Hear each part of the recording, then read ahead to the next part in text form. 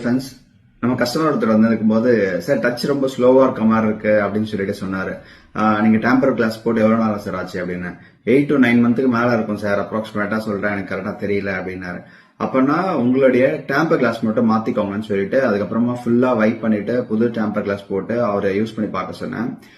ரொம்ப நல்லா இருக்கு சார் யூஸ் பண்றதுக்கு அப்படின்னு சொன்னாரு. ஆனா டேம்பர் தான் உடையவே இல்லையா, ஏன் இந்த மாதிரி அந்த இருக்கு அப்படின்னு சொல்லிட்டு என்கிட்ட கேட்டாரு. நான் சொன்னேன், டேம்பர்ட் வந்து ஒரு பேஸ்டிங்ல தான் வந்து போன்ல பேஸ்ட் பண்றோம்.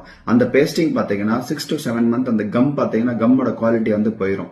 அப்புறம் வந்து நீங்க டச் மேல சென்ஸ் பண்ற, நீங்க உங்க ஃபிங்கரை மேல படும்போது அதே பிரிண்ட் தான் கீழே போகும் இல்லையா, அந்த கம் குவாலிட்டி போயிடுச்சுன்னு சொன்னா உங்களுடைய டச்சோட சென்சிட்டிவிட்டி குறைஞ்சிரும். இதுதான் ஆக்சுவலா பேசிக்கான விஷயம்.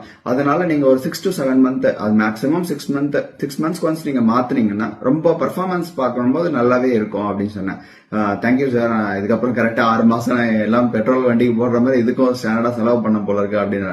செலவு பண்ணா யூஸ் பண்றதுக்கு நல்லா இருக்கும், பண்ணலன்னா கொஞ்சம் கஷ்டமா இருக்கும், வேற எதுவும் வித்தியாசம் இல்லை சார் அப்படின்னு சொன்னேன். கஸ்டமருக்கு புரிஞ்சுக்கிட்டேன்ற ஹாப்பினஸோட போனார். Thank you very much.